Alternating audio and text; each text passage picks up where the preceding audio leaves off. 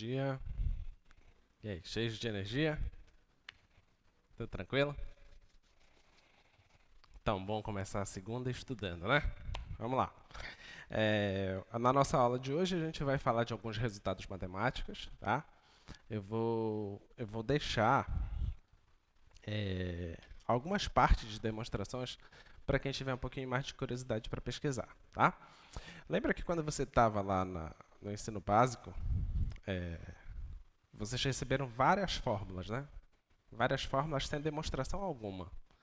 Só era dito assim para você, ó, se você quer fazer isso, usa essa fórmula. Se você quer fazer isso, usa essa. Tá? Por exemplo, o volume da esfera. Tá? Quem foi que demonstrou para você lá no ensino básico que o volume da esfera é aquela fórmula? E você acreditou, né? Deveria ter acreditado mesmo, né? Pois hoje eu não vou fazer uma demonstração por completo de um dos resultados, porque vai precisar de algumas informações que vocês não veem, tá? Mas quem tiver um pouquinho mais de curiosidade, só pesquisar. Eu vou dizer quais são os conteúdos. Basicamente, são conteúdos que você pode ver, por exemplo, numa disciplina chamada Análise Real, que é estudada na matemática. É mais específico para matemática, tá? São poucos cursos que acabam vendo essa disciplina, então eu vou deixar algumas partes da demonstração faltando. Mas o que vai ficar faltando para ser demonstrado, de certa forma, vai ser bem intuitivo. Tá bom? Eu vou tentar fazer da forma mais intuitiva possível. Tá bom? Agora, um aviso. Amanhã, vocês têm a oficina. Tá? A oficina vai ser de exponenciais e logaritmos. Tá ok? Amanhã, terça-feira, de manhã, quem tiver disponibilidade de manhã, e à tarde, quem tiver disponibilidade à tarde. Tá? Muito bem, vamos para a nossa aula de hoje. Então, a nossa aula de hoje, vamos começar com esse resultado belíssimo, chamado de Teorema do Confronto. Tá? Em alguns livros você vai ver como Teorema do Sanduíche, e assim as pessoas vão dando vários nomes. Então, basicamente, o teorema vai querer te dizer o seguinte. Suponha que você tenha três funções, eu vou fazer só graficamente aqui para vocês entenderem o que está acontecendo. Suponha que você tenha aqui uma função f, tá? E aqui você tem uma função g, uma função h, aliás. E entre essas duas, tem uma outra função.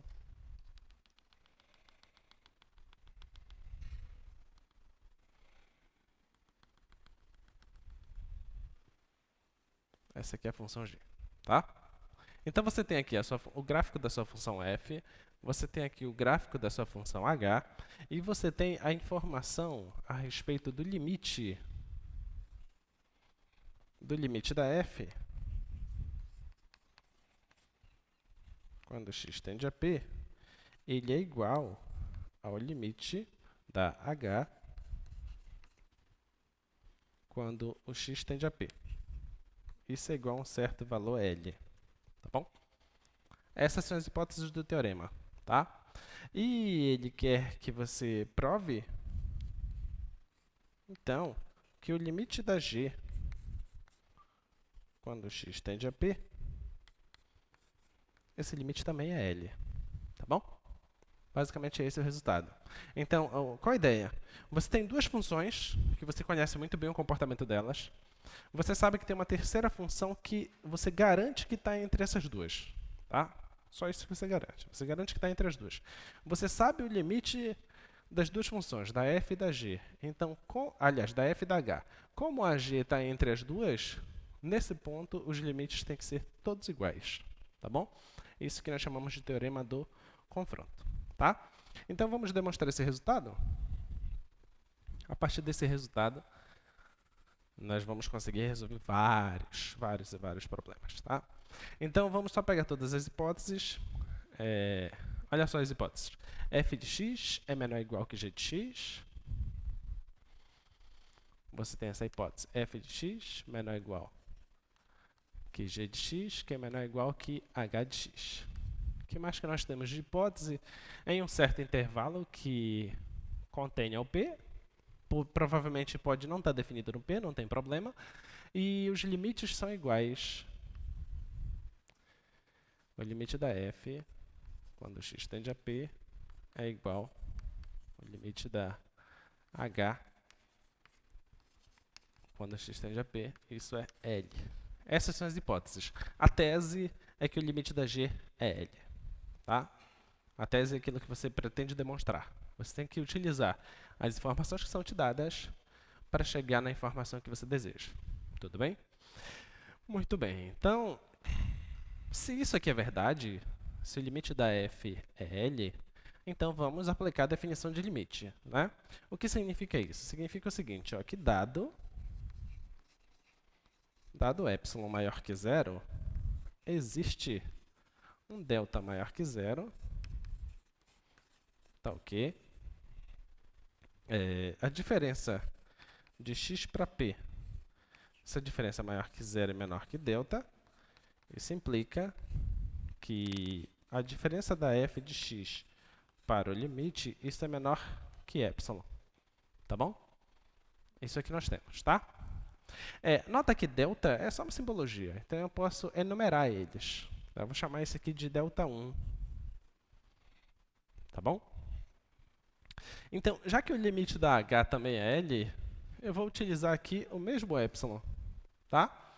Então, dado o mesmo epsilon,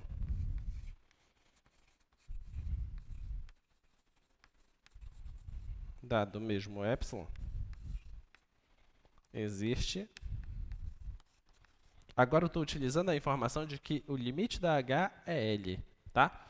Então, dado epsilon, existe um delta maior que zero, tal que isso aqui acontece. Só que nada me garante que o delta é o mesmo, tá bom?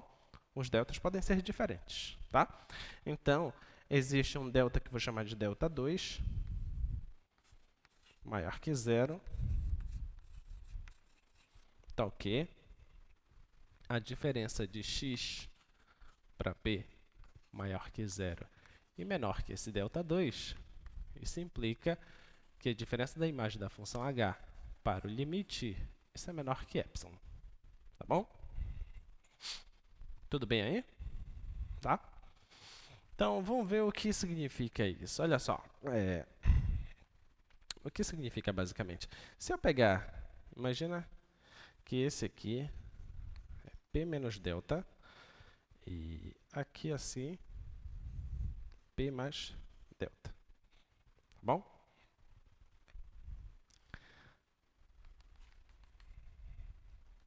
Vou pegar aqui uma faixa, tá? E esse aqui é o limite. Esse aqui é o limite L.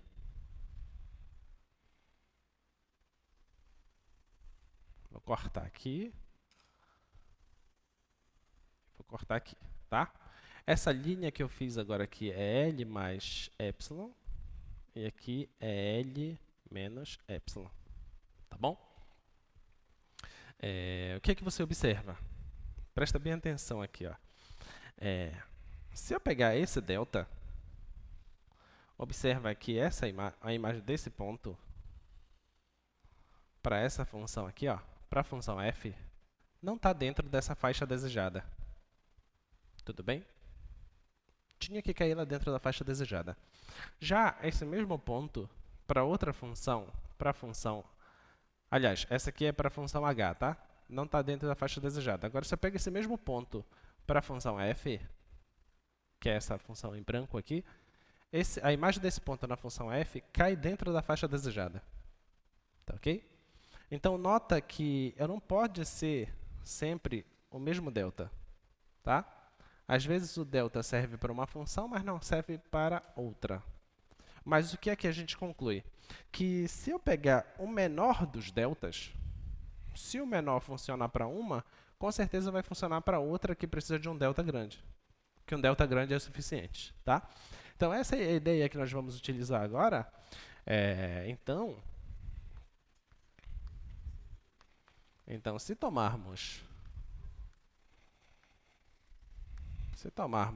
delta de tal forma,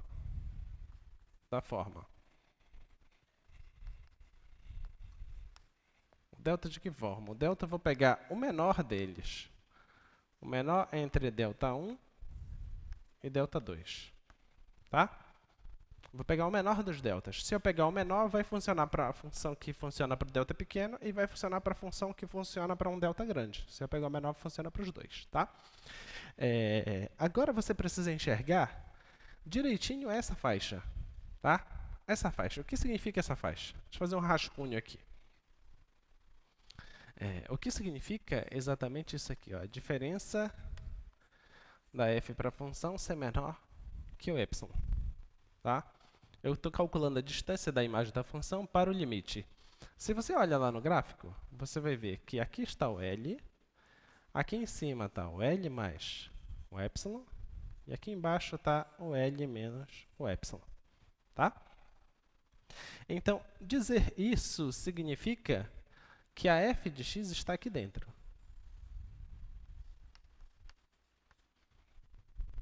Tá bom? Que a f de x está aí dentro.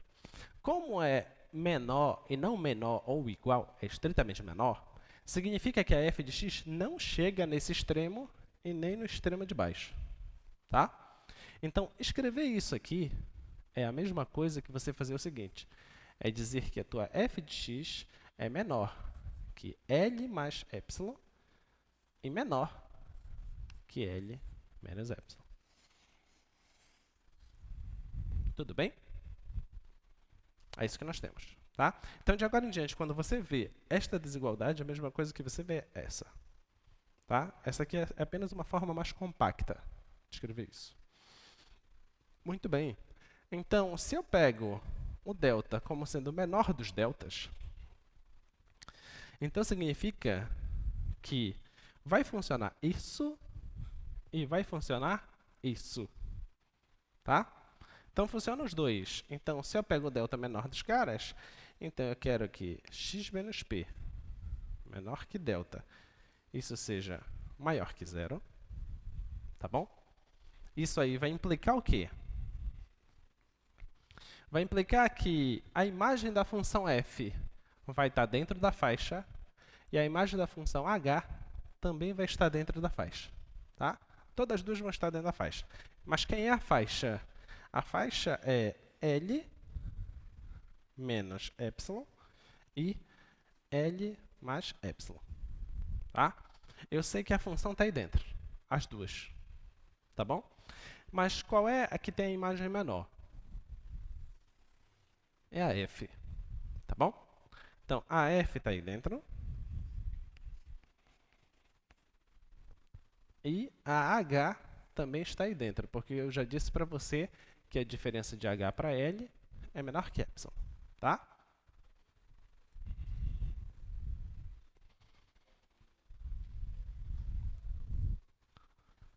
Bom dia. Bom dia. Bruno, Engenharia Mecânica. Por que o epsilon pode ser igual para todos, mas o delta tem que ser diferente? Por causa disso aqui, ó. Deixa eu ver se eu consigo fazer aqui. Eu vou pegar um outro gráfico para ver se fica bem claro. Deixa eu ver se eu consigo fazer aqui para você. Vou pegar aqui o L. Suponha que esse seja o ponto. Suponha que uma função minha faça isso. Essa é uma função, tá? Vou chamar essa função, por exemplo, e nós estamos trabalhando com f e h. Essa aqui é a função f, tá? E eu vou pegar uma função h com um crescimento muito alto. A função h que faça isso. Tá bom? Essa é a minha h. Agora eu vou fazer o seguinte. Esse aqui é o p. Vou pegar um epsilon desse tamanho aqui. Então, esse aqui é L mais epsilon. Esse aqui é L menos epsilon. Tá? Agora eu vou cortar, vou pegar uma faixa.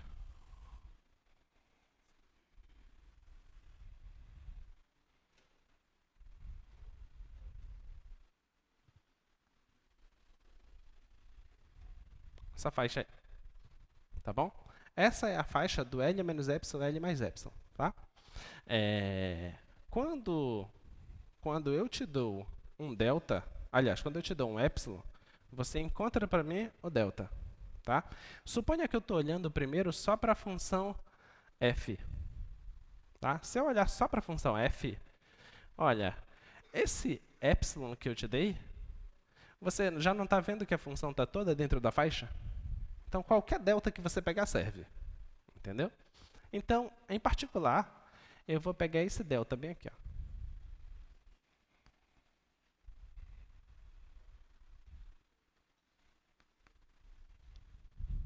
Tá bom? Pegar esse delta. Por que se eu pegar esse delta? Porque todo mundo aqui, olha a imagem da função, está dentro da faixa. Todo mundo aqui, a imagem está dentro da faixa. Então, serviu. Tá? Só que a pergunta que eu te faço, esse delta funciona para a função h? Não funciona. Mas o epsilon é o mesmo. Entendeu?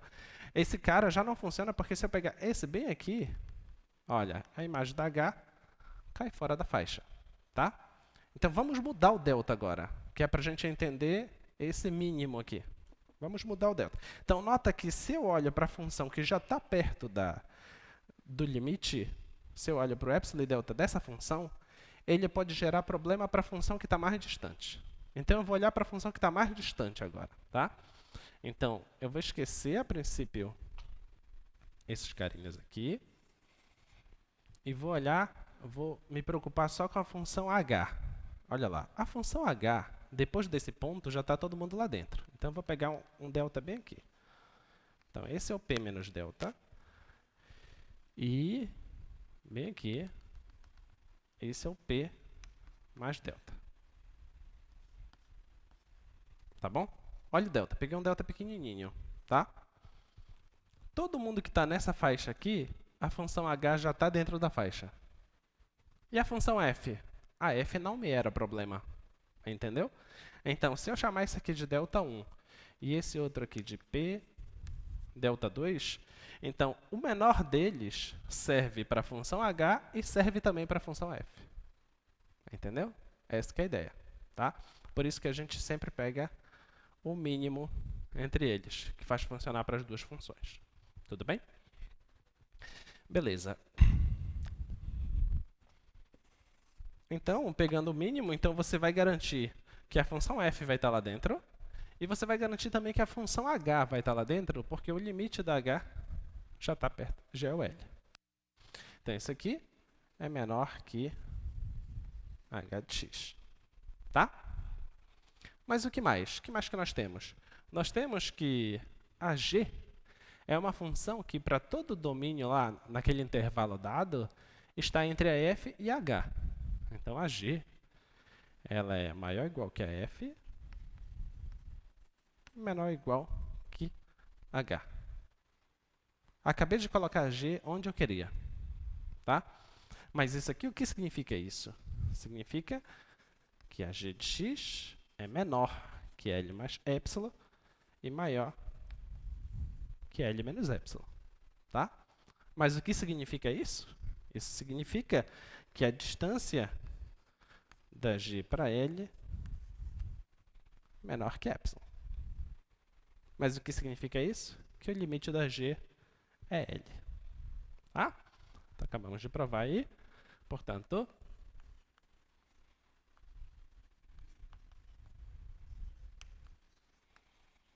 o limite da g de x, quando x tende, acho que é o p, é isso? É p. Quando x tende a p, isso é L. Tudo bem? Esse é o limite da função. Qual a importância de você ter esse resultado? Né? Você pode dizer assim, professor, essa função está por baixo dessa. Essa está por cima dessa. Se eu sei o limite dessa e o limite dessa, poxa, por que eu não olho logo para esse cara aqui?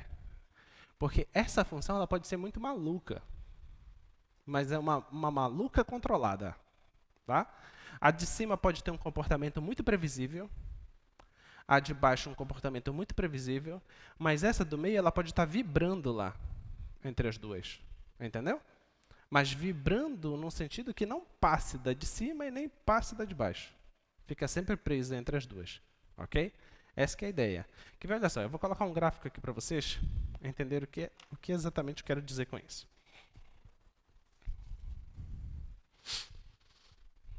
Olha essa função. Essa função aí é x² vezes seno de 1 sobre x². Olha o que acontece com essa função. Eu vou dar um zoom aqui nela, só para você ter noção da loucura que é essa função. Percebeu? Ok? Ela vai vibrando cada vez mais quando chega perto do zero.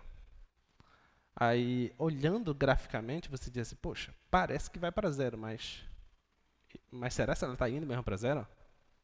Ela pode parar uma hora essa vibração dela, né? Entendeu? Então, tá aí uma função de que você não tem muito controle do que está acontecendo com ela.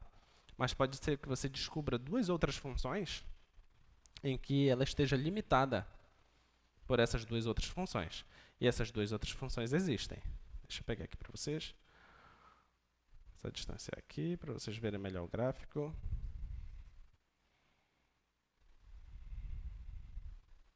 Essas duas outras funções é x² e menos x². Tá? Essa função ela está exatamente entre x² e menos x². Observa lá, eu vou dar um zoom aqui. Observe o que é que vai acontecer. Olha lá, não importa o quanto você aproxima, essa função malucona lá, ela sempre está entre x² e menos x². Limite do x² quando x tende a zero, quanto é? É zero. Como é que você faz isso? O x² é uma função polinomial, então é contínua. O limite da função é o próprio valor da função no ponto. Tá?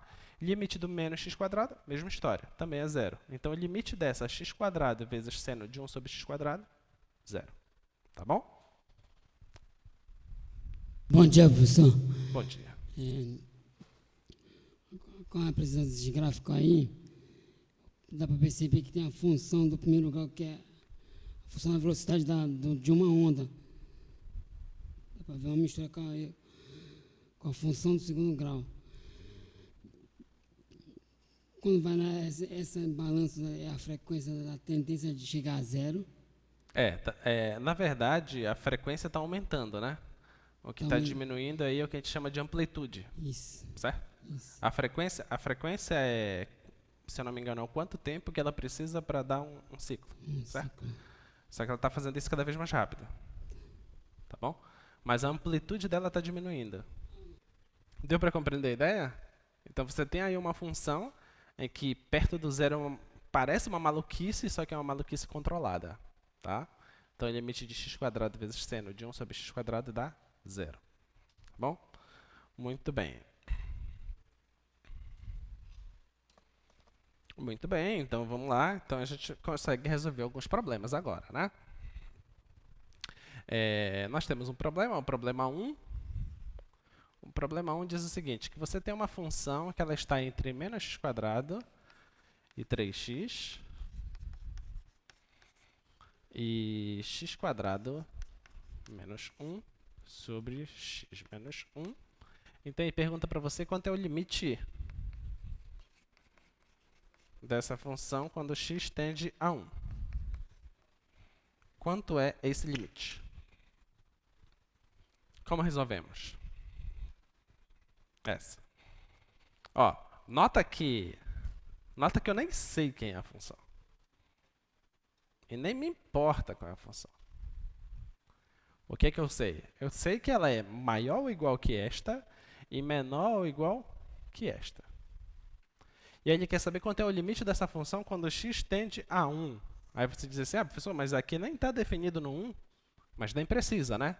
Porque a definição de limite não precisa a função estar definida naquele ponto. Ok? E aí, o que é que nós fazemos para a gente descobrir qual é o limite da f? O que fazemos? Aplicamos o teorema que a gente acabou de demonstrar. Teorema do confronto. O que é que diz o teorema do confronto? Que se você sabe o limite da menor e sabe o limite da maior, então você sabe o limite da função que está entre as duas. Tá? Claro que aqueles dois limites precisam ser iguais. Tá bom? Muito bem. Então, o que é que nós vamos fazer? Vamos calcular o limite dessa função quando x tende a 1. Né? Vamos fazer isso.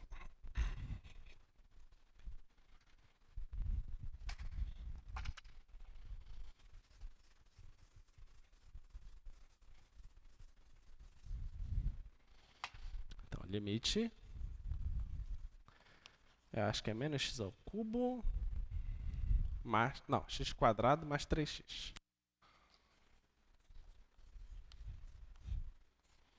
Isso, x tende a 1. Qual é o limite? Qual é o limite? 2. Você vai fazer só isso na sua prova? Não, fala assim, não que eu não estou leso. Não vou fazer isso. Não vou colocar só 2. O que é que você coloca? A função é polinomial. Não vou fazer isso em todas as questões aqui, tá? Mas é isso que você precisa fazer. A função é polinomial, logo é contínua, portanto, o limite é igual ao valor da função avaliada naquele ponto.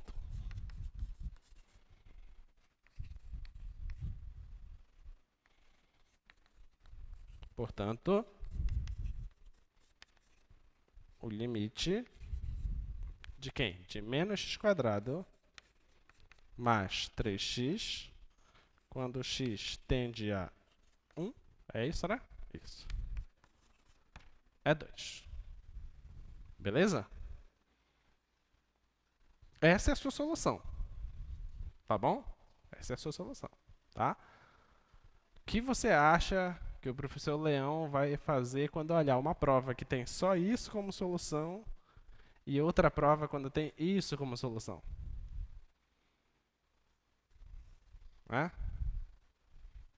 Então, pensa bem, né? Muito bem, é assim que se faz, tá? Então já sabemos que o limite de uma é 2. Vamos calcular o limite da outra, né?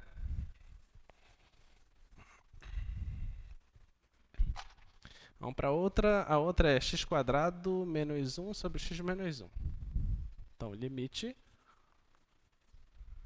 quando x tende a 1, do x quadrado menos 1, x menos 1. Certo?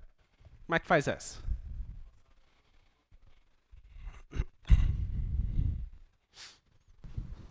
Mas, no caso, no dia da prova, tem que escrever sempre por extenso ou pode botar a simbologia matemática do teorema? Se colocar simbologia matemática, você vai querer que eu me apaixone. Já sou comprometido. É sério, se colocar simbologia matemática e estiver correto, aí é maravilha, né? É coisa linda. Coisa linda mesmo. Pensou em escrever isso em simbologias matemáticas? Rapaz. Vamos lá.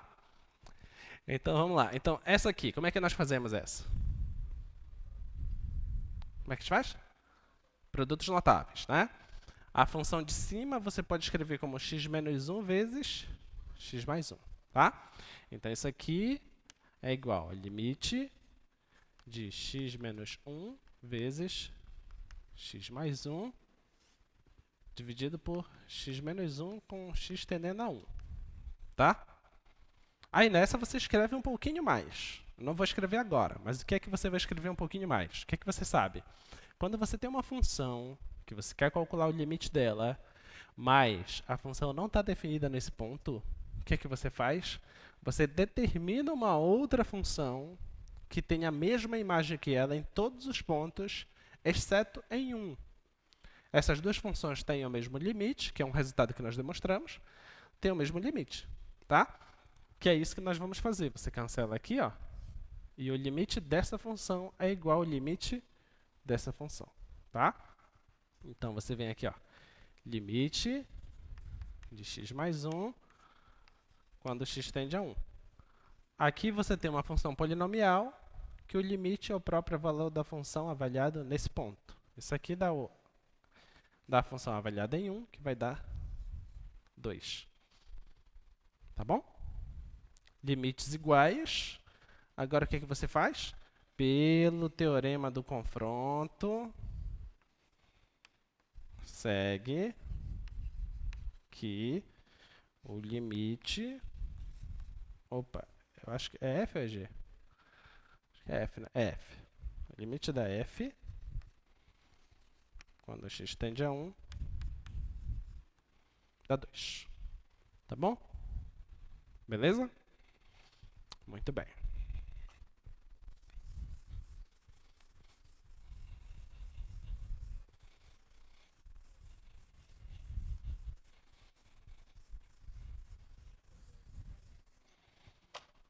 Muito bem. Vamos lá. Próxima questão. O que é que nós temos? X². Questão 2. Quero saber o limite do x² vezes seno de 1 sobre x quando x tende a 0. Eu vou pedir uma ajuda aos monitores. Se por acaso eu colocar alguma questão aqui que esteja na lista de exercícios, deixa me avisa, tá bom? Faz um gesto aí. Não, não, essa não, essa. Que eu esqueci de verificar as questões que estão na lista na hora que eu montei o slide, tá bom? Obrigado. Muito bem. Eu já não fiz uma, né? Eu já não fiz ainda, né? Vamos lá. Como é que nós vamos fazer essa? Tá? Se nós queremos aplicar o teorema do confronto, o que é que a gente tem que fazer? A gente tem que pegar uma função que é maior que essa, a gente tem que pegar uma função que é menor que essa, tá? E que os limites dessas funções sejam iguais, e a gente vai provar que essa função aí tem o mesmo limite dessas duas funções, tá? Nota que esse problema, ele é complementar ao problema que nós resolvemos agora há pouco, tá? Agora há pouco eu te dei duas funções e disse que tinha uma no meio. Nem sei quem era essa do meio, mas eu sei qual é o limite dela. Agora eu estou te dizendo qual é a função do meio e eu quero que você me diga quem são os extremos, tá? E aqui fica fácil. Qual é a ideia? O que é que você vai usar?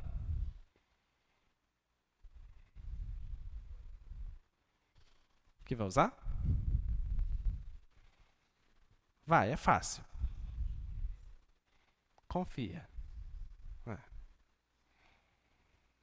A ideia, a dica está na função seno. A função seno é uma função? Não vai dizer que é trigonométrica, tá? A função seno é uma função? Vai. Limitada. Tá? Ela não passa de 1 e nem de menos 1. Não importa a seno de quem você está calculando, ela sempre vai ficar entre 1 e menos 1. Tá bom? Beleza, então, o que é que nós temos? Nós temos que o seno de qualquer coisa, inclusive de 1 sobre x. O seno de 1 sobre x, isso é maior ou igual que menos 1 e menor ou igual que 1. Tá bom? Não importa, sempre vai estar entre os dois. Tá? Pronto, já consegui colocar essa função entre duas coisas. Mas é ela que a gente tem lá? O que é que a gente falta aqui? O que é que falta lá? X ao quadrado. X ao quadrado é uma coisa sempre não negativa, certo? Na pior das hipóteses vai dar zero. Então é sempre uma coisa não negativa. Então eu posso multiplicar isso aqui tudo por x ao quadrado que não vai alterar o sinal. Tá? Então esse vezes x² dá menos x². Menor ou igual esse vezes x².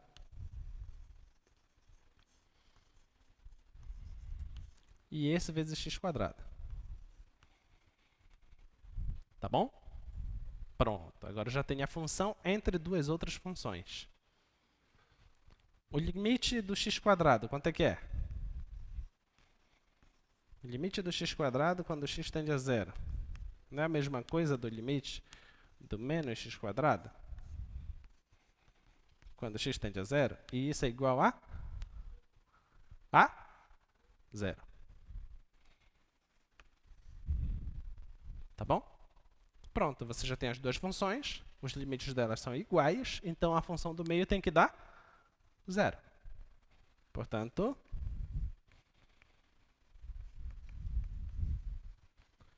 pelo teorema do confronto,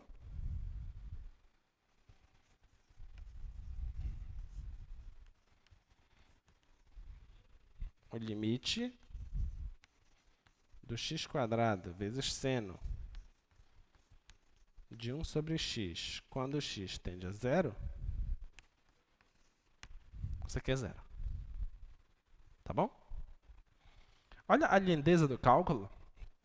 A lindeza do cálculo está em você desconhecer por completo o gráfico de uma função, mas mesmo assim saber dar informações da função em determinados pontos. Eu posso não saber como é o gráfico dessa função, mas eu sei que no zero ela se aproxima de 0. Ok? Muito bem.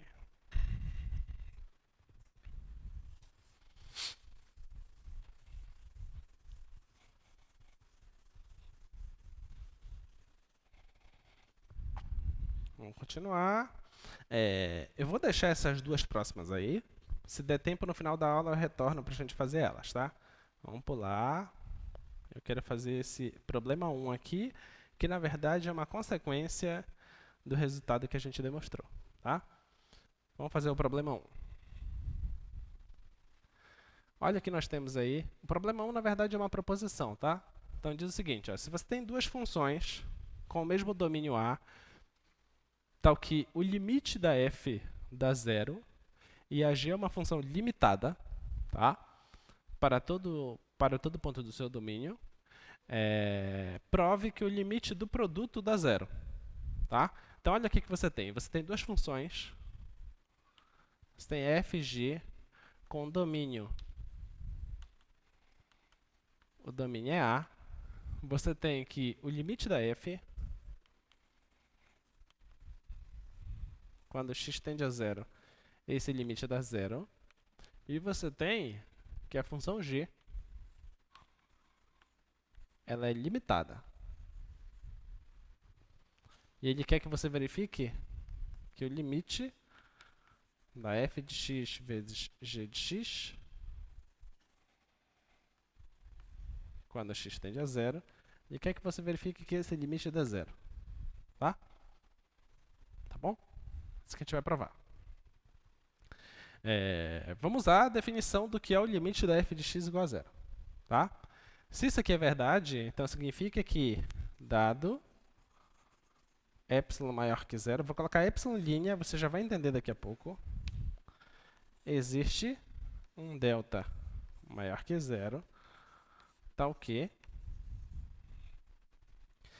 a diferença entre x e 0 é maior que 0 e menor que delta. Isso implica que a f de x menos 0 é menor que esse epsilon'. Tá? Essa é a definição de limite. Tá bom? Só apliquei a definição de limite. Muito bem.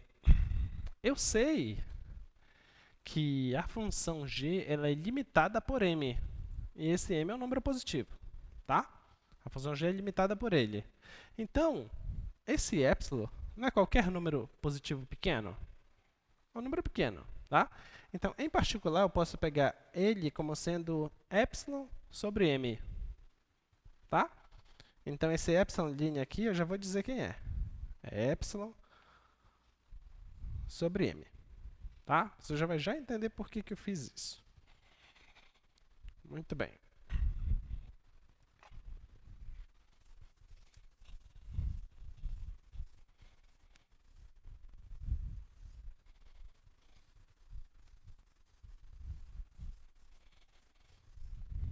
Agora, o que é que eu quero provar? Eu quero provar que esse limite aqui é 0. Tá? Então, eu preciso que aconteça isso e que aconteça algo semelhante a isso. Tá? Então, vou começar aqui. Então, vou fazer o seguinte. Ó. Vou fazer f de x vezes g de x menos o 0. Tá? Eu quero provar que isso é menor que epsilon, que é um certo epsilon. Tá? Isso aqui é a mesma coisa que a f de x vezes a g de x. Tá? Já que o 0 é insignificante aqui. Isso aqui é a mesma coisa que o produto dos módulos, né? F de x vezes o módulo da g de x. Certo? Tá bom? Mas o módulo da g, eu sei que é menor que m. Tá? O módulo da g é menor que m. Então, vai aparecer agora aqui, ó. Então, isso é menor que o módulo da f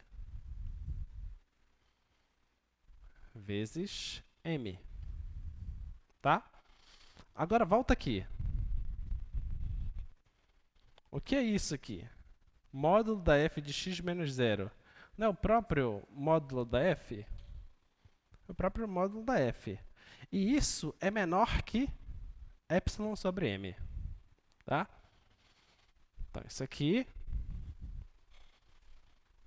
é menor. Esse cara é menor que epsilon sobre m vezes o m. Agora eu posso cancelar o m, né? Então, sobrou só epsilon. Tá? Mas quando que isso acontece? Isso só vai acontecer, nota que eu acabei de usar esta informação. E esta informação aqui só é possível se acontecer isso. Tá? Tá bom? Então, muito bem. Então, dado epsilon maior que 0, existe um delta maior que 0, tal que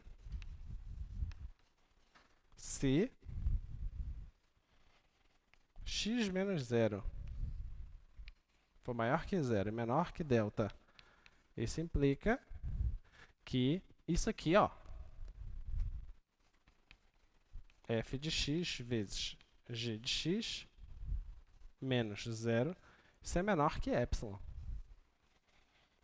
Mas isso é exatamente a definição de limite da função. Então, o limite da f de x vezes g de x, quando x tende a 0, isso é 0. Tá bom? Então, está aprovado o nosso resultado. Tá? Então, muito bem. Então, se nós tivéssemos provado esse resultado antes de fazer essa questão, a gente já faria direto.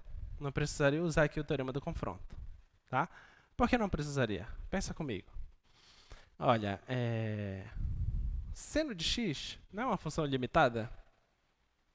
Uma função limitada, entre menos 1 e 1. X² é uma função que vai para 0, quando x vai para 0. Então, a função que vai para 0 vezes uma função limitada, isso dá 0. Entendeu? Você poderia usar direto lá. Tá? Ou você usa pelo confronto, ou você usa usando esse resultado que a gente acabou de mostrar. Tá? Muito bem.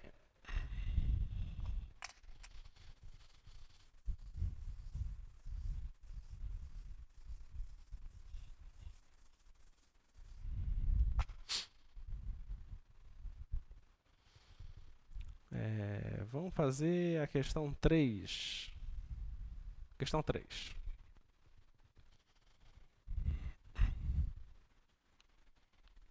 Questão 3 diz o seguinte, que é para calcular o limite de x indo para 0, dá f de x menos f de 0 com x menos 0, onde essa f de x,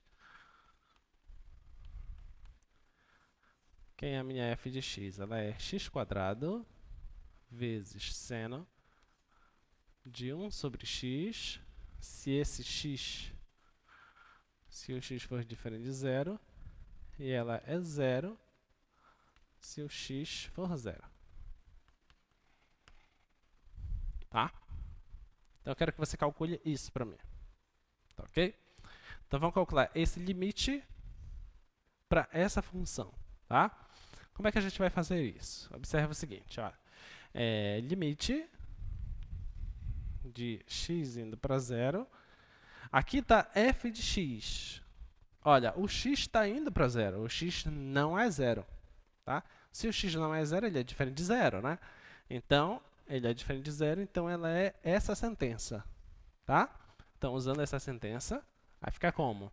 Vai ficar x² vezes o seno de 1 sobre x menos a função avaliada em 0. A função avaliada em 0 é 0, tá? Então, menos 0, isso dividido por x menos 0, que é o próprio x, certo? Muito bem.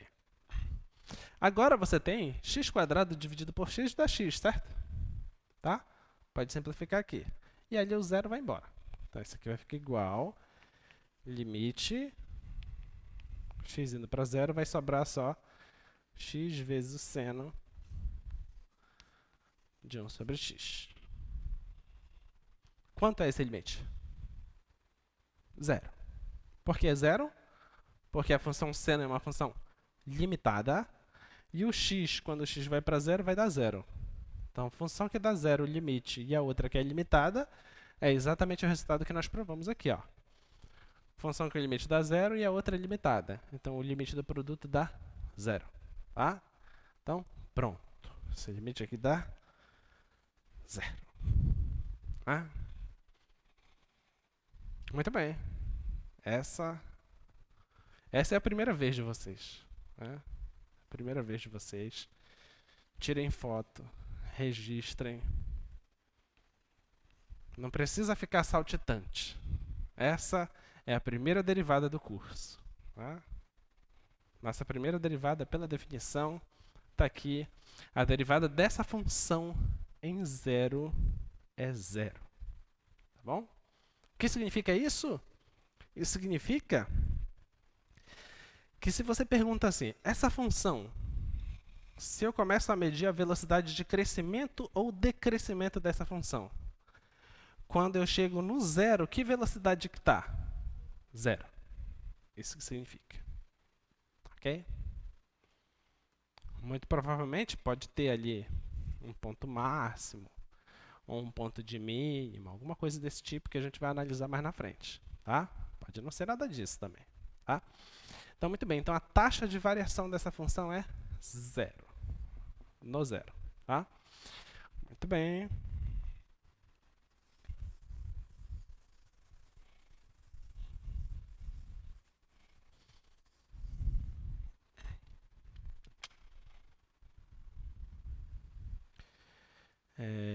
Vamos fazer a questão 4. Questão 4. Na questão 4, nós temos um dado ali. Nós temos que a imagem da G elevada à quarta mais a imagem da F elevada à quarta. Isso dá sempre 4. Eu quero que você calcule esse limite aqui. Ó. Limite de x ao cubo, g de x, quando x tende a 0. Tá? Quando vocês forem fazer o item B, quando vocês pegarem o vídeo, lá embaixo não é x tendendo a 0, tá? É x tendendo a 3, tá bom? Esqueci de corrigir isso aí. Muito bem. Aqui. Como a gente faz essa?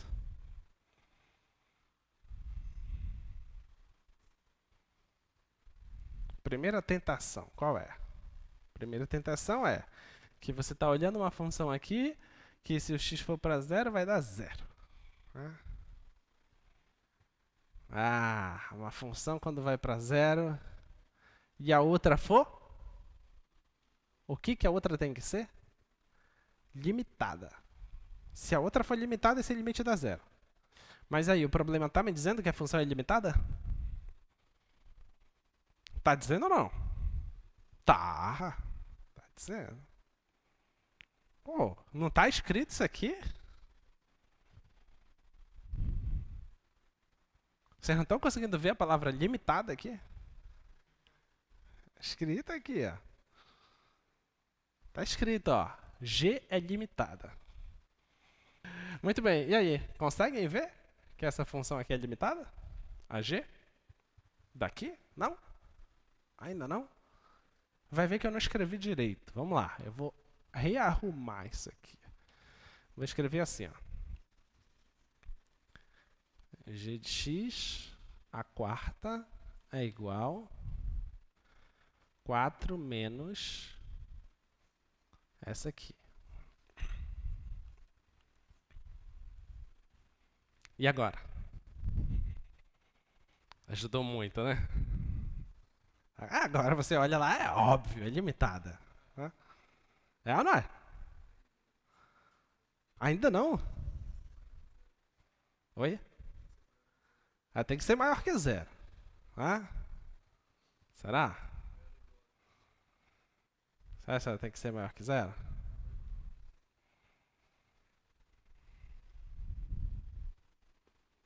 E aí? O que a gente pode dizer sobre essa função aí?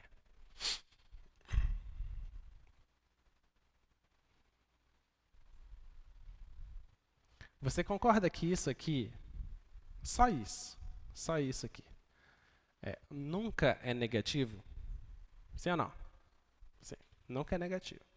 Mas pode dar zero, certo? No momento que der zero, a g vai ser igual a quanto? Vai ser igual a quanto? Raiz quarta de 4. Deu para entender? E essa aqui? Até quanto ela pode crescer? Nota que tem um sinal negativo antes. Então ela pode ir crescendo, crescendo, crescendo. Ela consegue passar de 4? Não consegue passar de 4, porque no momento que ela passar de 4, isso aqui vai dar negativo e não existe uma potência par com sinal negativo. Beleza? Deu para entender? Então, no máximo que isso aqui pode chegar é a 4. Quando essa aqui chegar em 4, isso tudo vai dar 0. Então, a função será 0. Então, essa função g, ela está presa numa certa faixa, entre menos raiz quarta de 4 e raiz quarta de 4. Você pode pensar assim. Ou de 0 a raiz quarta de 4. De toda forma, o que você sabe? Que essa função está presa numa faixa. Deu para entender? Então, pronto. Então, a g, isso aqui implica que a g é limitada. Beleza? Então, pronto. A g é limitada. Se a g é limitada, aplica o resultado que nós provamos, isso aqui dá 0. Tudo bem? Bem, se a g é limitada, como é a f? A f, como é? Também é limitada, porque é a mesma história. É só trocar ali g por f. Beleza? Muito bem. Vamos ver mais coisas aqui. Vamos para o limite trigonométrico fundamental.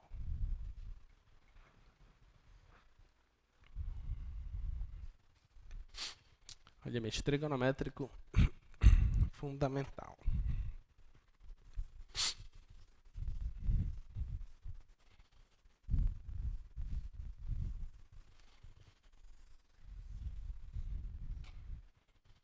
O limite trigonométrico fundamental é esse aqui, é o limite do seno de x sobre x quando x tende a 0. Isso dá 1. Tá? Isso dá 1.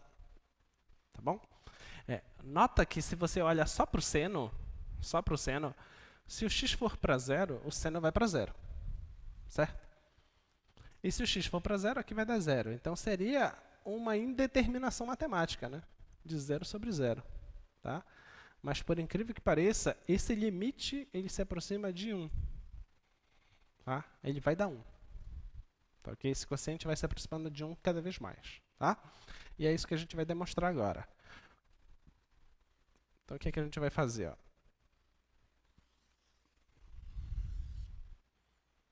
Vou pegar aqui um ciclo trigonométrico.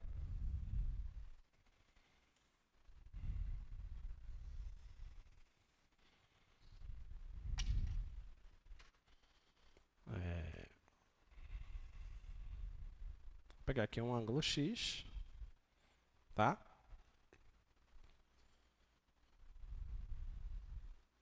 Eu vou fazer o seguinte, ó. Eu vou chamar esse cara aqui de O. Esse ponto aqui eu vou chamar de P. Esse ponto aqui eu vou chamar de A, tá? E vou traçar esse triângulo aqui. Tá bom? Esse triângulo, tá? A gente consegue calcular a área desse triângulo? Consegue? Como é que é a área desse triângulo? Eu vou colocar aqui a área do triângulo OAP. O que é a área de um triângulo? Sempre é a base vezes a altura dividido por 2, certo? Quem é a base desse triângulo? É o raio. Se isso é o ciclo trigonométrico, quanto é esse raio? Vale 1, né? Então a base é 1. E a altura? A altura seria esse tamanho aqui. Quanto é esse tamanho?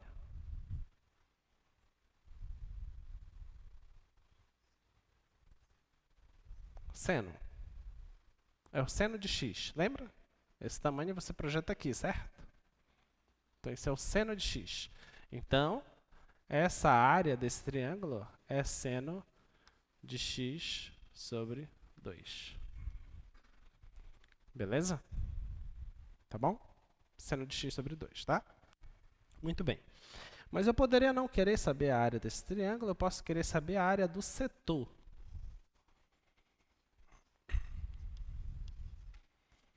Área do setor. Que setor? Essa fatia de pizza aqui. Tá? Essa fatia de pizza. A gente sabe que a área do setor é o raio vezes o comprimento do arco dividido por 2. Tá? É o raio vezes o comprimento do arco, que eu vou chamar de L, dividido por 2. Para quem não sabe, isso aqui dá uma olhada nos livros de ensino médio, ou faz uma relação, a regra de 3, que você vai chegar nesse valor. Tá? Então, essa área do setor é isso, é raio vezes o comprimento do arco dividido por 2. Mas o raio é 1. Tá? Então já vai embora o raio. E o L é quanto?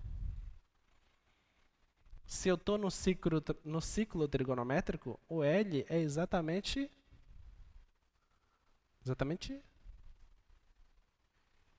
x. Tá? Então isso aqui vai dar só x sobre 2. Tá ok?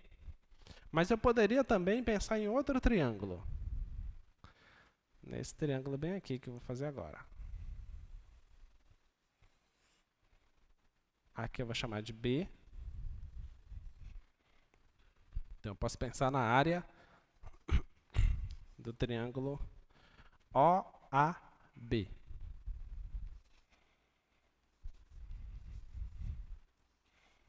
Triângulo OAB. Triângulo eu já sei que é sempre base vezes altura dividido por 2. Aqui eu vou colocar outro H, só para não confundir com esse H aqui, que é diferente, tá? Muito bem. Quem é a base desse triângulo?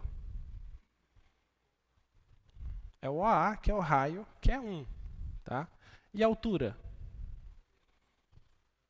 Tangente. Tá? A altura é a tangente. Então, isso aqui ficou tangente de x sobre 2. Tá bom? Se eu quisesse comparar esses 3 valores, qual é o maior deles? Qual é o maior deles? Oi? O x sobre 2 seria o maior? Vamos olhar agora para a geometria. Olhando para a geometria. O primeiro valor que nós calculamos é a área desse triângulo aqui, ó. O segundo valor é a área do setor. E o terceiro valor é a área desse outro triângulo. Quem é que tem maior área? Não é o último triângulo? O último triângulo é maior que a área do setor, que é maior que a área do triângulo pequeno. Beleza? Tá? Então, muito bem.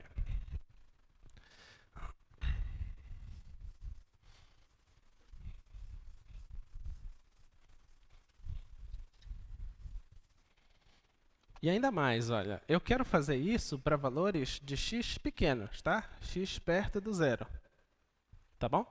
Então, eu estou fazendo isso assim, ó. Estou fazendo isso com Isso está funcionando para x maior que zero e menor que um certo r. Tá bom? Ou seja, eu estou fazendo o x se aproximar do zero pela direita. Tá?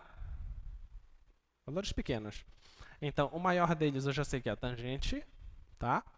Então, eu vou colocar aqui, ó, a tangente de x sobre 2 é maior que x sobre 2, que é maior que seno de x sobre 2. Tudo bem? Quem que eu já posso eliminar de cara aí? O 2. Então, isso aqui vai ficar a tangente. A tangente é quem? É seno sobre cosseno, certo? Seno de x sobre cosseno de x. Isso é maior que x, que é maior que seno de x. Tá? Agora eu vou fazer o seguinte. Eu vou dividir tudo por seno. Observa que eu estou com um x, que é o valor positivo e pequeno. Tá? Como é um valor positivo e pequeno, a imagem do seno também é positiva. Ok? Então, eu vou dividir tudo por seno, que não vai alterar o sinal. Se eu dividir esse cara por seno, vai cancelar o seno aqui. Tá bom? Vai ficar só 1 sobre cosseno.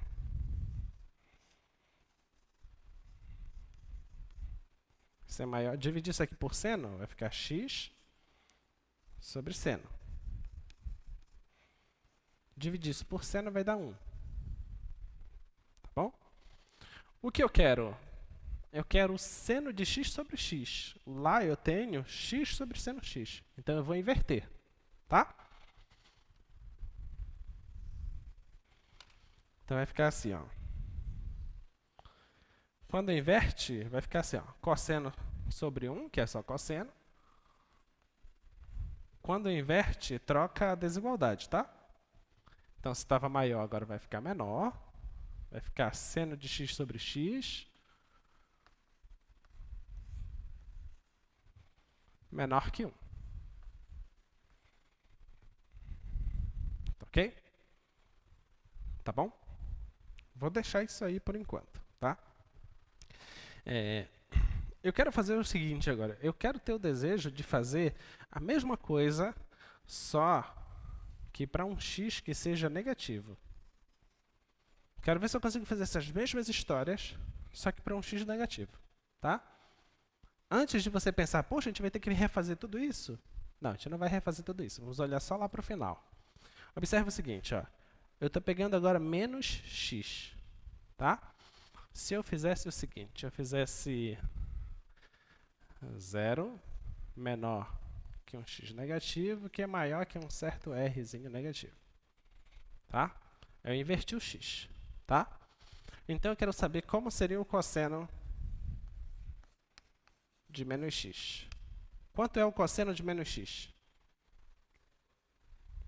Cosseno de menos x é? Altera o sinal? Cosseno? Cosseno de menos x é a mesma coisa que cosseno de x. Tá? O sinal some. Porque a imagem do cosseno está aqui embaixo. Tá? Então, cosseno de x é igual ao cosseno de menos x. Tá bom? E essa função aqui? O que acontece com ela? Seno de menos x sobre menos x. Quanto é o seno de menos x? É menos seno de x. O menos sai. Isso aqui é menos o seno de x sobre menos x. Olha lá, negativo com negativo vai dar positivo. Tá? Então, isso aqui vai dar seno sobre x. Então, olha, esse lado aqui é igual a isso, e esse lado é igual a isso. Então, essa análise toda que eu fiz aqui, não importa se é para x positivo ou para x negativo. Vai dar a mesma coisa. Tá ok? Então, o que foi que eu concluí até agora?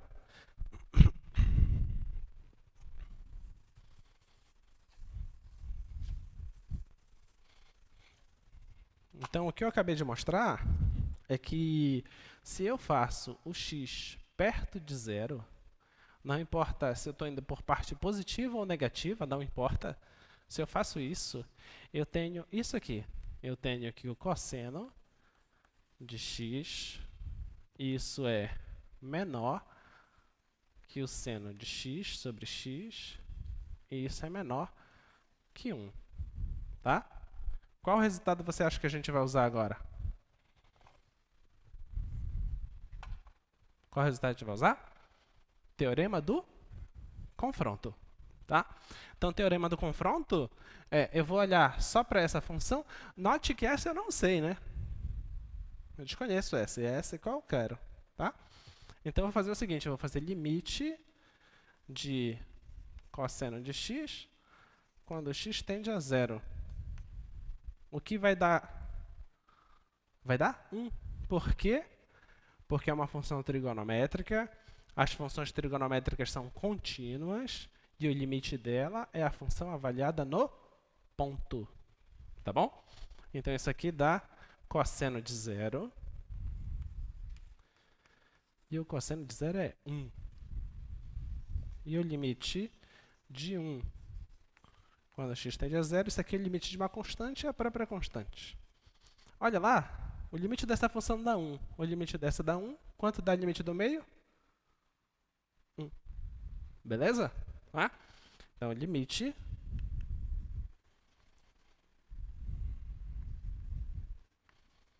seno x sobre x quando x tende a 0, isso é 1. Que coisa linda, né? Que coisa linda. Nada de tatuar isso no braço, tá? Não precisa. Sei que é lindo, mas não precisa, tá? Então, o limite de seno x sobre x é 1. Esse é o limite, tá? Eu quero fazer o limite de x indo para 0 do seno de 5x sobre x. Quero fazer esse limite. X vai para 0. E aí, quanto é a resposta? Dá para a gente pegar o limite trigonométrico fundamental e aplicar direto? Não, porque não é a mesma coisa em cima e embaixo, certo? Tinha que ser x sobre x, mas não é. Então, o que é que nós vamos fazer? Vamos fazer o que nós chamamos de mudança de variável. Tá? Vamos fazer uma mudança de variável.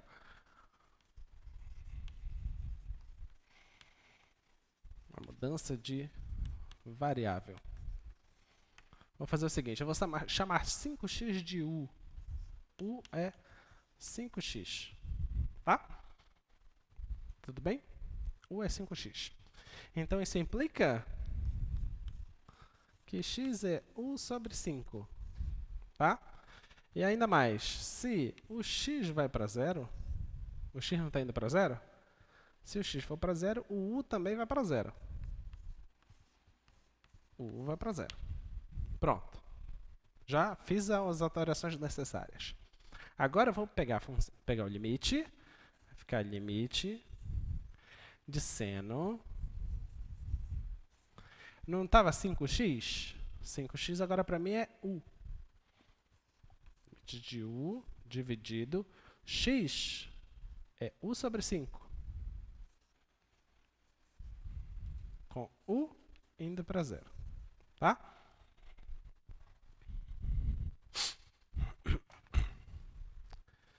Muito bem.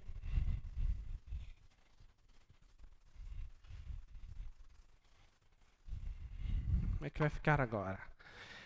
Ainda não está a cara do limite fundamental, mas está perto, né? Então, vê se você concorda comigo. Isso lá é a mesma coisa que limite de u indo para 0, de seno de u. Nós temos uma fração no denominador, né? Conserva a primeira e multiplica pela segunda invertida, certo? Então, vai ficar 5. Eu posso deixar o u aqui, tá? Beleza? O 5 aqui está multiplicando, eu posso tirar do limite. Isso aqui é 5 vezes o limite de seno de u sobre u com u indo para 0. Acabou, né? Tá bom? Isso aqui é o limite fundamental. Isso aqui dá 1, tá? Esse aqui vai ficar 5 vezes 1, que dá 5. Beleza? Tá? Então, olha. Aí você já está tentado, né? Ah, já sei, apareceu o número. Cai fora o número e a resposta. Cuidado, tá? Cuidado. É melhor você fazer a mudança de variável direitinho, tá? Faz o passo a passo direitinho que você vai chegar na sua resposta sem problema, tá? Muito bem. Como a gente tem pouco tempo, eu vou pular as questões. Vou para demonstrar o último resultado. E o tempo que nos restar, a gente faz questões, tá? Vai ficar essas 5 aí para vocês, que vocês gostam de questões. Vamos lá. Os dois próximos resultados é o chamado teorema do anulamento e o teorema do valor intermediário.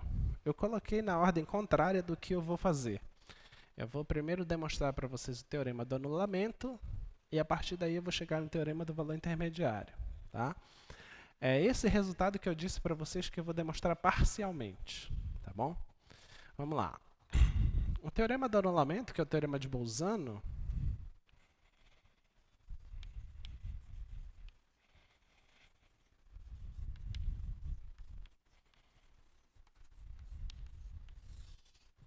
o teorema do anulamento diz o seguinte, que se você tem uma função contínua, de tal forma que a imagem de A e a imagem de B, elas possuem sinais contrários,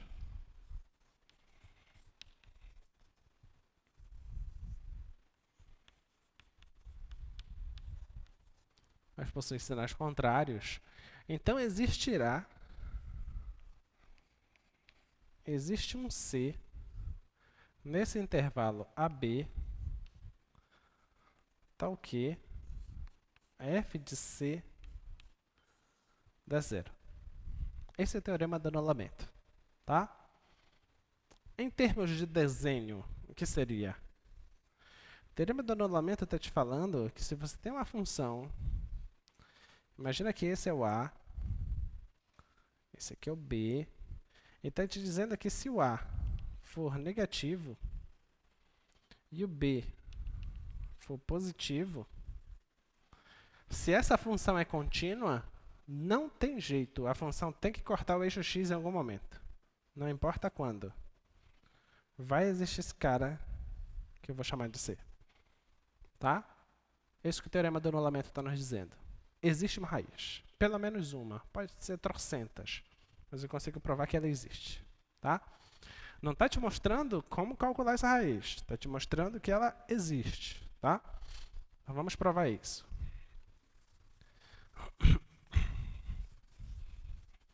Vamos provar parcialmente, tá?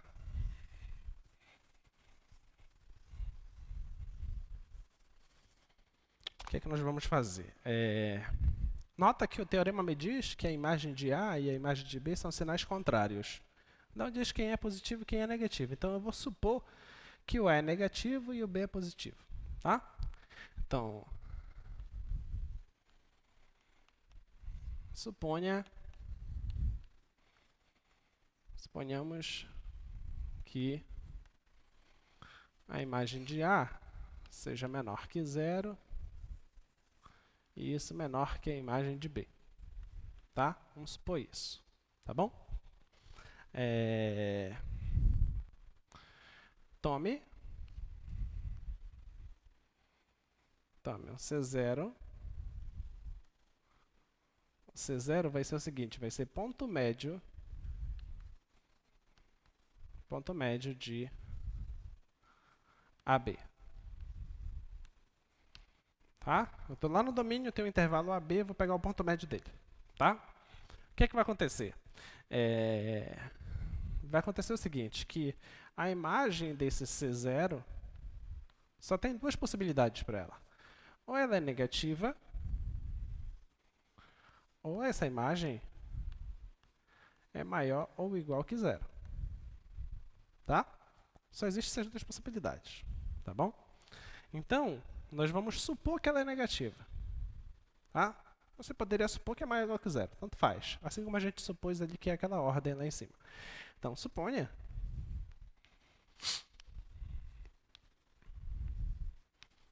Suponha que a imagem de C0 é menor que 0.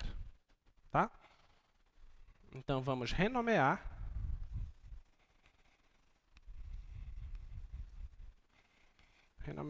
Renomear os pontos da seguinte forma, olha. Esse aqui, eu vou chamar de A0, B0. Que é o meu primeiro A. A0, B, B0. Tá? Agora eu venho para cá. Quem é o meu C0? O meu C0 agora vai ser o meu A1. Tá? Por que ele vai ser o meu A1? Porque ele é o negativo. E o F de A é quem é o negativo. Tá? Então esse vai ser o meu A1.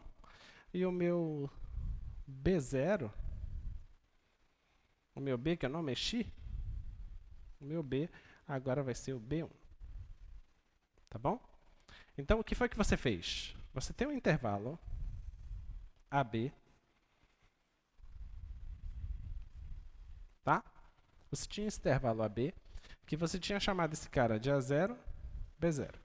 Você pegou o cara do centro, um C0 lá, tá? A imagem desse cara e desse cara, as duas são negativas, tá bom? Então agora esse aqui você vai chamar de A1, e esse aqui que era o B0, agora você vai chamar de B1. Agora você vai olhar só para esse intervalo. Tá bom? Essa aqui é a imagem negativa e imagem positiva. Tudo bem? Esse aqui é a imagem negativa e imagem positiva. Tá? Nota que esse intervalo está dentro desse intervalo. Tá? Entendam isso que a gente vai precisar. Então agora, tome C1 como o ponto médio. Agora há pouco a gente pegou o ponto médio desse intervalo. Agora eu vou pegar o ponto médio deste intervalo. Tá? Vou pegar o ponto médio daqui. Ponto médio de A1, B1.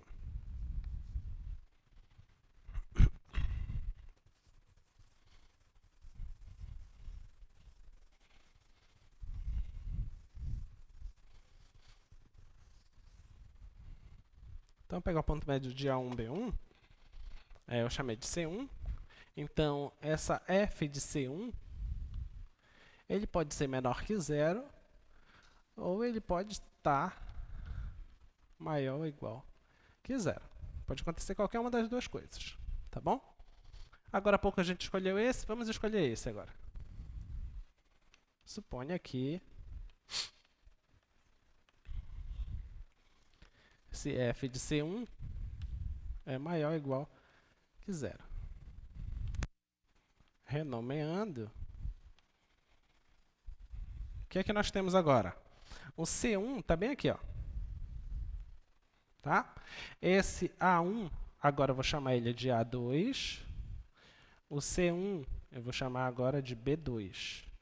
E agora você tem um intervalo aqui. Nota que esse intervalo está dentro desse. E esse está dentro desse. Tá? E a imagem de B2, o C1, ele é o meu agora B2. O A1 é agora o A2. Tá bom? Foi isso que eu fiz, tá? Então você vai fazer isso indefinidamente, não no braço, né? Você faz isso computacionalmente, indefinidamente, de forma que você vai obtemos uma sequência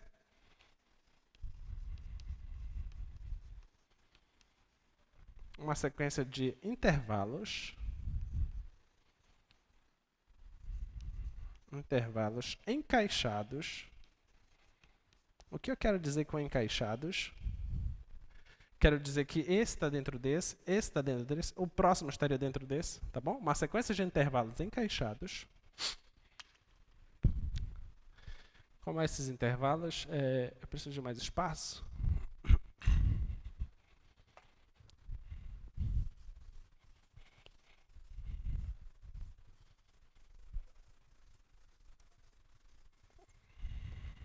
uma sequência de intervalos encaixados, assim, ó. O primeiro intervalo eu chamei de A0, B0.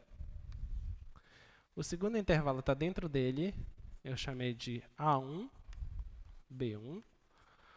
O terceiro intervalo está dentro dele, eu chamei de A2, B2. E isso eu vou fazer isso indefinidamente. Tá? O próximo intervalo, o último lá embora, vai ser um AN, BN. E isso não vai terminar. Ok? O certo é que esses intervalos são cada vez menores. Tá?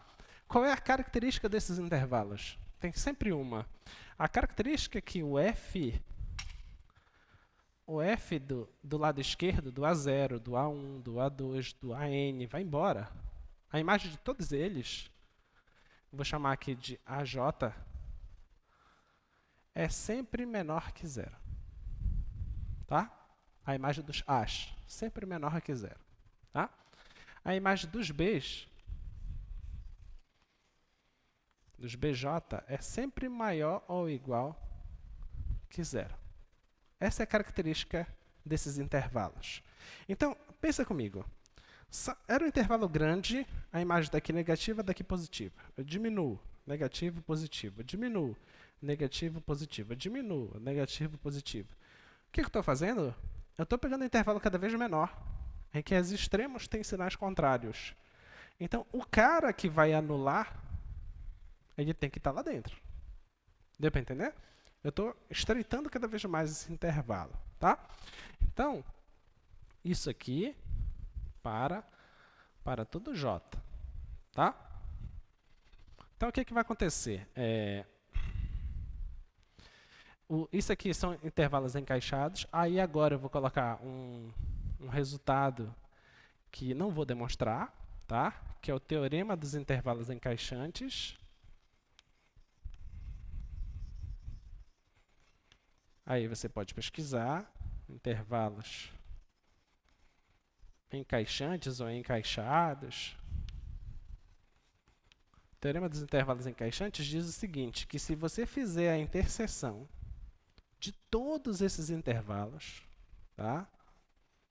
De todos eles, que eu vou chamar de AJ, BJ, tá bom? Com esse J pertencente aos naturais, você faz a interseção de todos eles, essa interseção é diferente do vazio. Sempre vai ter alguém lá dentro, tá? Esse é o resultado que eu não vou demonstrar. Então, o teorema dos intervalos encaixantes vai nos dizer isso. Sempre vai ter alguém aqui. Então, tem um cara aqui que eu vou chamar de C. Se é diferente do vazio, tem um cara que eu chamo de C. Tá? Ainda mais. Essa função sempre é negativa. Certo? Sempre é negativa. Se esse C está dentro de todo intervalo, você concorda comigo que os A's estão chegando cada vez mais perto do C? Sim ou não? Não estou diminuindo o intervalo? Então, os A's estão chegando perto do C. Mas os B's também estão chegando perto do C. Certo? Esse é um outro resultado que eu deixo para vocês, que é um resultado de sequência, tá? Então, o limite dos AJs, quando esse J tende para mais infinito, isso dá C.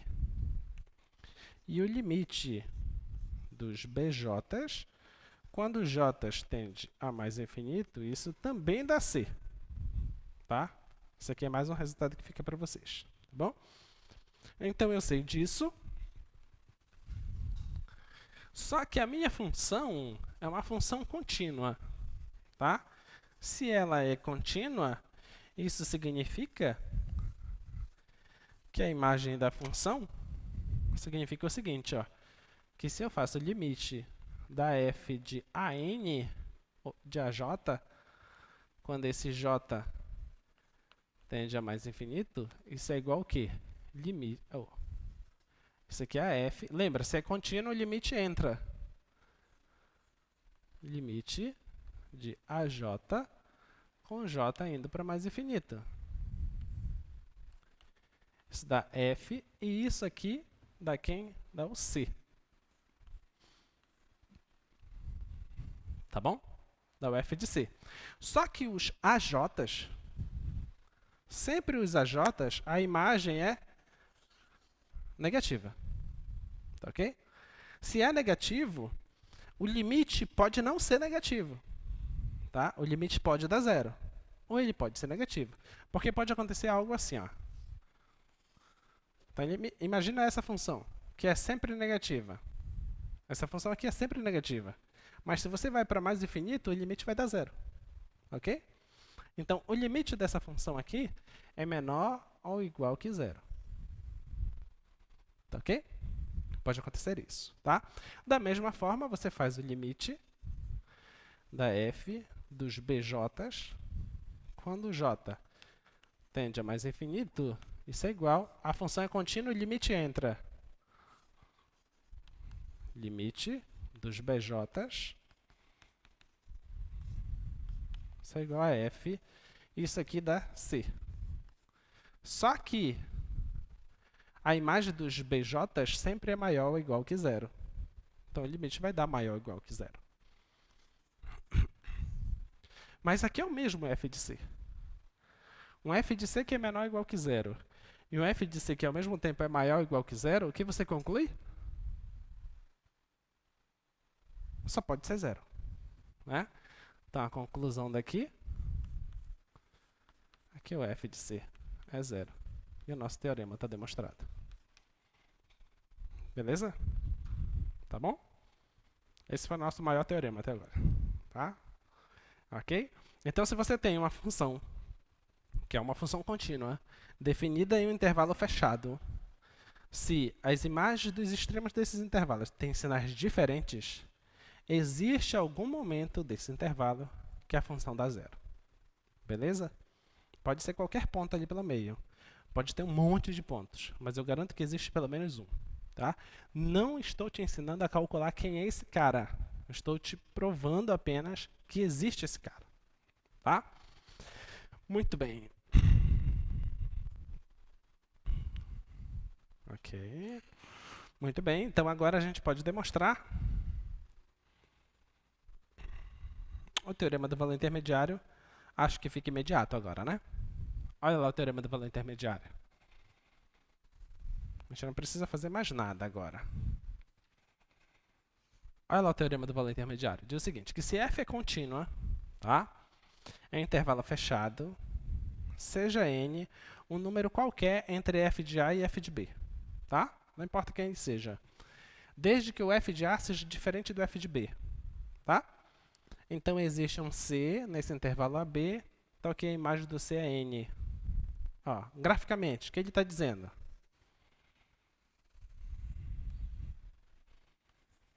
Graficamente, ele está dizendo o seguinte, ó, suponha que esse seja o f de A.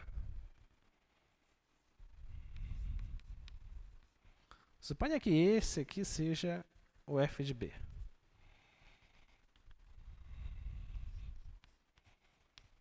Aqui é o f de B. A função é contínua. Tá? O que ele quer dizer?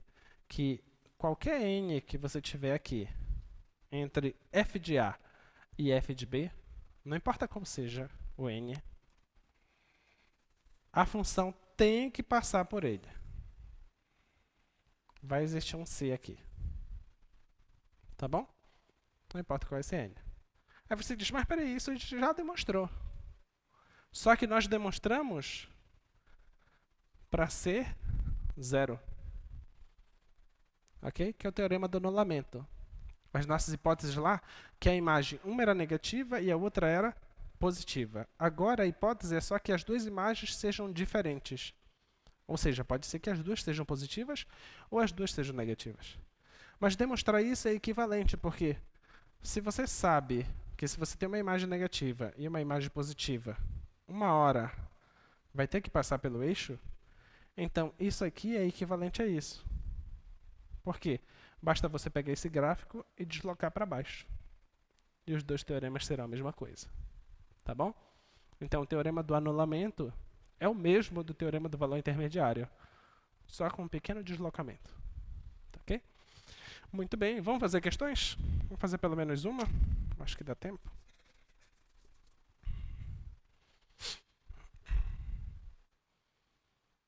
Essa questão aí é a letra A.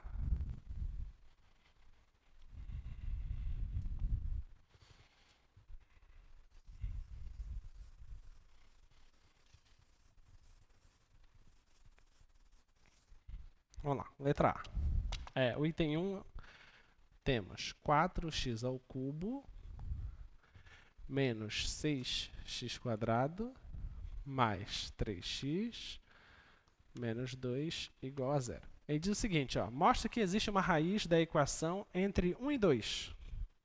Quero saber se tem uma raiz entre 1 e 2, tá? Como é que a gente faz? Ó, se é para mostrar raiz, então eu quero saber se a função vai anular ali. Então, use o teorema do anulamento. Se ele está falando entre 1 e 2, automaticamente eu vou verificar assim. Essa função em 1 dá quanto? E em 2 dá quanto? É isso que eu tenho que fazer, tá? Então, eu chamo essa aqui de f de x. E quanto seria meu f de 1? Só substituir. 4 vezes 1 ao cubo, menos 6 vezes 1 ao quadrado, mais 3 vezes 1, menos 2. Aqui vai dar 4, menos 6, vai dar menos 2, né? Menos 2 com 3 dá 1 positivo, com menos 2 dá menos 1. Tá bom? Só confirme aí. f de 2, 4 vezes 2 ao cubo, menos 6 vezes 2 ao quadrado, mais 3 vezes 2, menos 2. Vamos lá. 2 ao cubo é 8, 8 vezes 4 é 32. Aqui vai dar 4, vamos colocar aqui 32, menos, que dá 4, 24,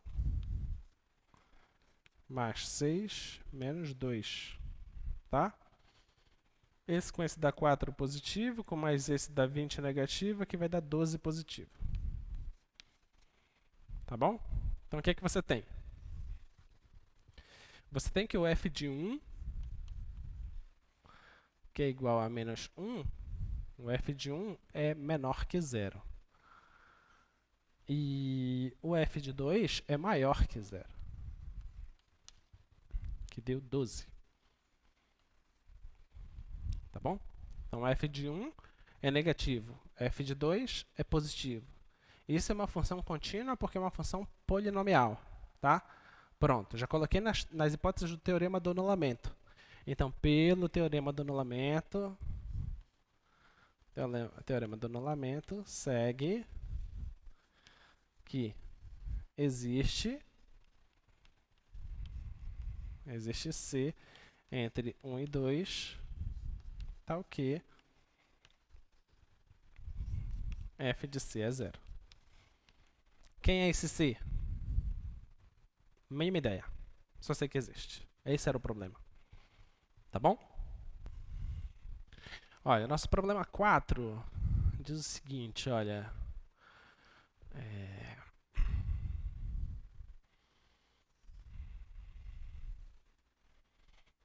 O problema 4 diz o seguinte, ele diz que a imagem da função está entre 0 e 1, tá? A imagem da função está aqui entre 0 e 1. E aqui esse é o intervalo 0, 1. E que a função, alguma hora a imagem da função, a imagem de C é o próprio C. O que ele quer dizer? Que se eu passar aqui a identidade, imagina que eu vou passar aqui a identidade, tá? O que ele está me dizendo? Que se você tentar traçar o gráfico dessa função aqui, nesse quadrado, não dá outra. Ela tem que cortar a identidade. É impossível você traçar o gráfico dela aqui sem que ela toque na identidade em algum momento. Ela tem que tocar a identidade. Ela nunca vai estar só em cima ou só embaixo. É isso que diz o teorema. Tá? Vamos provar isso. Vamos lá no enunciado de novo. A imagem da função, ele só diz que a imagem maior ou igual que 0, menor ou igual que 1. Ele quer que você prove que existe um C, que o f de C é C. Tá bom? Esse é o problema. Então, vamos lá. Demonstração. Seja g de x igual a f de x menos x. Essa é a função mágica. Tá? F de x menos x. Tá bom? antes da gente olhar para essa função, se o f de 0 for 0, ou o f de 1 for 1, acabou o problema. Por que acabou o problema? Porque o cara que eu estou pegando aqui é a própria imagem. O cara que eu estou pegando aqui é a própria imagem. Tá bom? Então, se acontecer isso, eu não preciso provar nada. Tá? Então, agora, se não acontecer, então, caso contrário, o que é que você tem? Temos que a imagem de 0, ele me diz que a imagem sempre está entre 0 e 1. Se não é 0, então é maior que 0. Tá? Então, a imagem é maior que 0. E, se está entre 0 e 1 e não é 1, então é menor que 1. f de 1 é menor que 1. Tá bom? Isso que a gente já sabe de cara, tá? Vamos calcular o g de 0.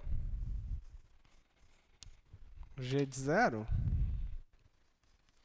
é f de 0, certo? Ó, f de 0 menos 0. Tá? Que vai dar f de 0, mas f de 0 é maior que 0. Tá bom?